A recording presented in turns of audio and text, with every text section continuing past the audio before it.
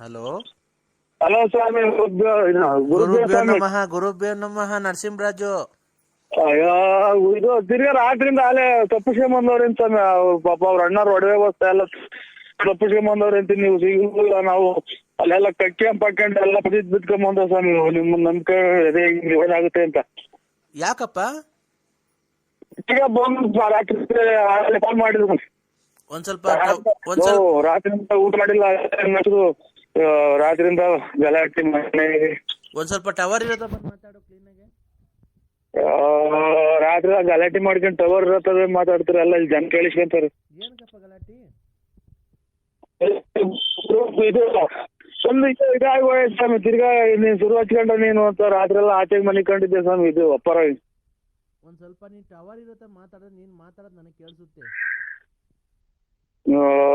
ರಾತ್ರಿ ಗಲಾಟೆ ಆಯ್ತು. ತಿರ್ಗಾ ಎಮ್ಮಾರು ಅದೇ ಮೈ ಉರಿ ಹೊಡ್ತಾ ಬಂದು ಹಿಂಗೆಲ್ಲ ಕರ್ಕೊಂಡು ಹೋಯ್ರು ಅಂದ್ರಲ್ಲ. ಅವ್ರ ತಪ್ಪಿಸ್ಕೊಂಡು ಒಡವೆ ವ್ಯವಸ್ಥೆ ಎಲ್ಲ ತಗೊಂಡು ಬಂದವ್ರಿಂದ ಅವ್ರ ಅಣ್ಣರೆಲ್ಲ ರಾತ್ರಿ ಎಲ್ಲ ಗೋಳಾಡ್ಕೊಂಡ್ ಫೋನ್ ಮಾಡಿದ್ರು ಸ್ವಾಮಿ. ತಿರ್ಗಾ ಶುರು ಹಚ್ಕೊಂಡ ನೀನ್ ಇದಕ್ಕೆ ಪೌಡ್ರ್ ಹಾಕೊಂಡು ಹೋಗೋದು ನಮ್ಮ ಮನೆಗೆ ಹಂಗೆ ಹಿಂಗೆ ಅಂತ ರೇಗಾಡಿ. ರಾತ್ರಿಯಿಂದ ಊಟ ಇಲ್ಲ, ತಿಂಡಿ ಏನು ಇಲ್ಲ.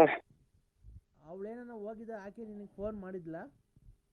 ಹ್ಞೂ ಸ್ವಾಮಿ, ಫೋನ್ ಮಾಡಿದ್ರು ರಾತ್ರಿ. ಅವ್ರ ಯಾರು ಶಿಲ್ಪ ಅನ್ನೋರ್ ಮನೇಲಿ ಅವ್ರೇನ್ ಸ್ವಾಮಿ. ಅವ್ರಿಗಿನ್ನ ಹತ್ತ ಅವರು ದೊಡ್ಡ ವ್ಯವಹಾರದವ್ರು ಅಂತ ಕಾಣುತ್ತೆ. ಅದೇ ಕೆಟ್ಟ ವಿಚಾರದಾಗ ಹೇಳ್ತಾ ಇರೋ ಸ್ವಾಮಿ. ಆಮೇಲೆ ಬೇಜಾರು ಮಾಡ್ಕೋಬೇಡಿ. ಇಲ್ಲ ನಾನು ನಿಮಿಷ.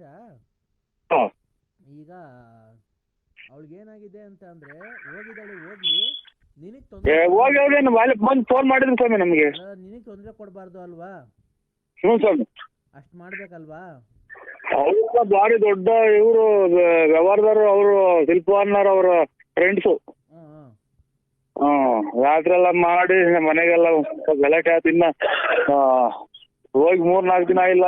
2-3 ಸಾವಿರ ರೂಪಾಯಿ ತಗೊಂಡೋಗಿ ಖರ್ಚು ಮಾಡ್ಕೊಂಡ್ ಬಂದಿದ್ಯಾ.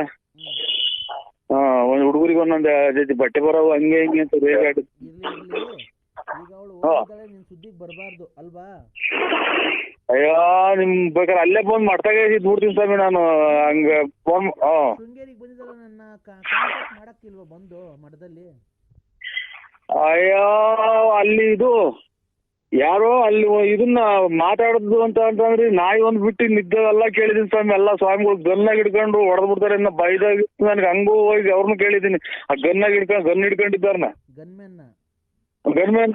ಆಮೇಲೆ ಅವ್ರನ್ನೇ ಕೇಳ್ಬಿಡಿ ಅಷ್ಟೊತ್ತಿಗೆ. ಯಾರೋ ನಮ್ಮ ಜೊತೆಲಿ ಬಂದಿದ್ದವರು ಬೇಡ ಅಂತ ಅಂದ್ರು. ಸ್ವಾಮಿಗಳನ್ನೇ ಕೇಳೋಣ ಅಂತ ಮಾಡಿದ್ದು.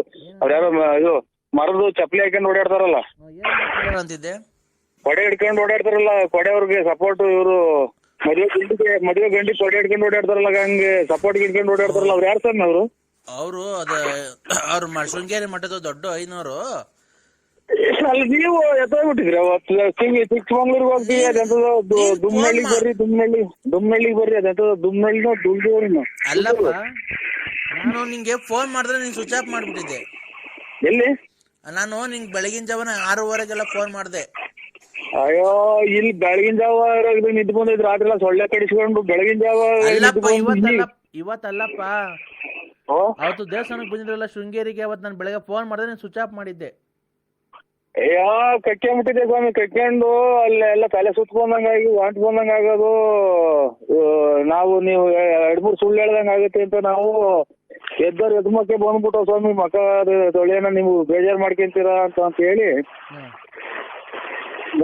ಏನ್ ಸ್ವಾಮಿ ಏನು ಮಾತಾಡಕ್ಕಲ್ಲ. ರಾತ್ರಿ ಎಲ್ಲ ಗಂಡು ಹೊಡ್ಬಿಟ್ಟಿದ್. ರಾತ್ರಿ ಎಲ್ಲ ಸೊಳ್ಳೆ ತೊಡ್ದು ಮೈ. ಅಲ್ಲ ಈಗ ಶೃಂಗೇರಿ ಇದ್ರ ದೇವಸ್ಥಾನ ಹತ್ರ ಆ ಕಡೆ ಸೇತುವೆ ಮಾಡಿದಾರಲ್ಲ ಮಠ, ಅಲ್ಲಿಂದ ಬಂದಲ್ಲ ದೊಡ್ಡ ಸ್ವಾಮಿಗಳು ಛತ್ರಿ ಇಟ್ಕೊಂಡು. ಆ ಕಡೆ ಸೆಕ್ಯೂರಿಟಿ ಗನ್ಮ್ಯಾನ್ ಎಲ್ಲ ಬರ್ತಾರಲ್ಲ. ಅದೇ ಮದುವೆ ಗಂಡು ಕರ್ಕೊಂಬಂದ್ರಲ್ಲ ಮರದ ಚಪ್ಪಲಿ ಹಾಕೊಂಡು. ಅವ್ರನ್ನ ಕೇಳ್ದ? ಹೇಳು. ಎಷ್ಟ್ ಜನ ಮಕ್ಳು ಹೇಳಿ? 2. ಅದೇ ಹೆಣ್ಣು ಕೊಡ್ಸು ಅಂತ ಹೇಳಿದ್ರಲ್ಲ. ಮದುವೆ ಆಯ್ತಾ? ಶೋಭನೆ ಆಯ್ತು ನನಗೂ ನಿನ್ಗೂ. ಅಲ್ಲ ನಿಮ್ ಮಗರಿಗೆ? ನಾನ್ ಮಗಂದ್ ಬಿಡು, ನೀನು ನಂದು ನಿಂದು ಮಾತಾಡು. ನಿಮ್ದೇನೈತೆ? ಮದುವೆ ಆಗಿದೆ, ಮಕ್ಳೈತೆ, ಆಮೇಲೆ ಮನೆ ಐತೆ, ಎಲ್ಲ ಐತೆ. ಮಕ್ಳಿಗೆ ಒಂದ್ ಒಳ್ಳೇದ್ ಮಾಡ್ರಿ. ನೀನು ನನಗೆ ಬೋಧನೆ ಹೇಳಕ್ ಬರ್ಬೇಡ, ಗೊತ್ತಾಯ್ತಾ? ಆಯ್ತು, ನೀನ್ ಹೇಳಿದ ತಕ್ಕ ನಾನ್ ಬರೋದು. ಆಮೇಲೆ ನೀನು ತಗೊಂಡೋಗಿ ಆ ಆಂಧ್ರ ಪ್ರದೇಶದಾಗ 4 ಜನ ಗುಂಡಿಗೆ ಹೊಡೆದ್ರಲ್ಲ ಹಂಗ್ ಹೊಡಿಸ್ಬೇಕು.